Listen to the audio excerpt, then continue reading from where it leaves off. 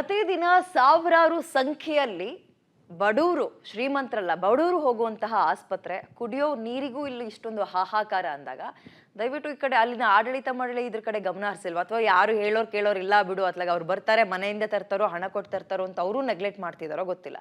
ಪ್ರತಿಯೊಬ್ರು ಕೇಳ್ತಾ ಇರೋದು ಇಷ್ಟೇ, ಕುಡಿಯೋ ನೀರು ಕೊಡ್ಸಿ ಸರ್ ಅಂತ. ಬೇಸಿಕ್ ಅಲ್ವಾ ಅದು? ಹೆಚ್ಚಿನ ಡೀಟೇಲ್ಸ್ ನಮ್ಮ ಪ್ರತಿನಿಧಿ. Good morning Lokesh. ಮೆಡಿಸನ್ ಎಷ್ಟು ಪ್ರಾಮುಖ್ಯತೆನೋ ಆಸ್ಪತ್ರೆಯಲ್ಲಿ ಡಾಕ್ಟರ್ಸ್ಗಳು ನರ್ಸ್ಗಳು ಅದೇ ರೀತಿಯಾಗಿ ನೀರು ಕೂಡ ಬಹಳ ಬೇಸಿಕ್, ಬಹಳ ಪ್ರಾಮುಖ್ಯತೆ ಪಡೆದಿದೆ. ನೀರೇ ಒಂದು ಲೋಟ ನೀರು ಕುಡಿಯೋಕೆ ಒಂದು ಸಪ್ಲೈ ಆಗ್ತಿಲ್ಲ ಅಲ್ಲಿ ಅಂದಾಗ ಎಷ್ಟು ಅಧ್ವಾನ ಆಗಿರ್ಬೇಕು ಆಸ್ಪತ್ರೆಯ ಪರಿಸ್ಥಿತಿ. ಯಾರ ಗಮನಕ್ಕೂ ಬಂದಿಲ್ವಾ? ಏನ್ ಹೇಳ್ತಾರೆ ಸಂಬಂಧಪಟ್ಟವರು ಲೋಕೇಶ್?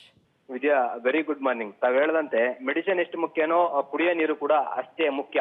ಈ ರೀತಿ ಸಮಸ್ಯೆ ಆಗಿದೆ ಅಂತ ಆಡಳಿತ ಮಂಡಳಿ ಗಮನಕ್ಕೆ ಇದೆ. ಮತ್ತೆ ಅಲ್ಲಿನ ಸಿಬ್ಬಂದಿ ಸೆಕ್ಯೂರಿಟಿಗಳು ಎಲ್ಲರೂ ಕೂಡ ಈ ರೀತಿ ಸಮಸ್ಯೆ ಆಗ್ತಾ ಇದೆ ಅಂತ ಹೇಳಿ ಅವರಿಗೆ ಗಮನಕ್ಕೆ ತರುವಂತ ಕೆಲಸವನ್ನು ಕೂಡ ಮಾಡಿದ್ದಾರೆ. ಆದ್ರೆ ಕುಡಿಯೋ ನೀರು ವ್ಯವಸ್ಥೆಯನ್ನ ಕಲ್ಪಿಸುವಂತದ್ದು ಇನ್ನೂ ಕೂಡ ಮಾಡಿಲ್ಲ ಅಂತಂದ್ರೆ ಅಧಿಕಾರಿಗಳು ಮತ್ತೆ ಬೋರಿಂಗ್ ಆಸ್ಪತ್ರೆ ಆಡಳಿತ ಮಂಡಳಿ ಯಾವ ಮಟ್ಟಕ್ಕೆ ನಿರ್ಲಕ್ಷ್ಯವನ್ನ ಮೆರಿತಾ ಇದ್ದಾರೆ ಅನ್ನೋದನ್ನಲ್ಲಿ ಗೊತ್ತಾಗ್ತಾ ಹೋಗ್ತಾ ಇದೆ. ನಾವು ಕೂಡ ಅವರನ್ನ ಪ್ರಯತ್ನ ಮಾಡೋ ಗಮನಕ್ಕೆ ತರುವಂತ ಪ್ರಯತ್ನ ಕೂಡ ಮಾಡ್ತಿದೀವಿ. ಆದ್ರೆ ದಿನಕ್ಕೆ ಸಾವಿರಾರು ಜನ ರೋಗಿಯ ಸಂಬಂಧಿಕರು ಅಲ್ಲಿ ಬರ್ತಾರೆ. ಅತಿ ಮುಖ್ಯವಾಗಿ ಕುಡಿಯೋ ನೀರು ಬೇಕೇ ಬೇಕು. ಹೊರರೋಗಿ ವಿಭಾಗದ ಪಕ್ಕದಲ್ಲೇನೆ ಆ ನೀರಿನ ಪ್ಲಾಂಟ್ ಕೆಟ್ಟು ನಿಂತಿದೆ. ಹಾಗಿರ್ಬೇಕಾದ್ರೆ ನೀರಿನ ವ್ಯವಸ್ಥೆ ಕಲ್ಪಿಸದೇ ಇರುವಂತದ್ದು ನಿರ್ಲಕ್ಷ್ಯತನ ಅಂತ ಹೇಳ್ಬೋದಾಗಿದೆ. ಪಕ್ಕದಲ್ಲಿ ಶುದ್ಧ ಕುಡಿಯುವ ನೀರಿನ ಘಟಕ ಇದೆ, ಅಲ್ಲಿ ಕಾಸು ಕೊಟ್ಟು ಖರೀದಿ ಮಾಡ್ಲಿಕ್ಕೆ ಅವಕಾಶ ಮಾಡಿಕೊಟ್ಟು ನೀರು ಬರೋ ತರ ಮಾಡಿದ್ದಾರೆ.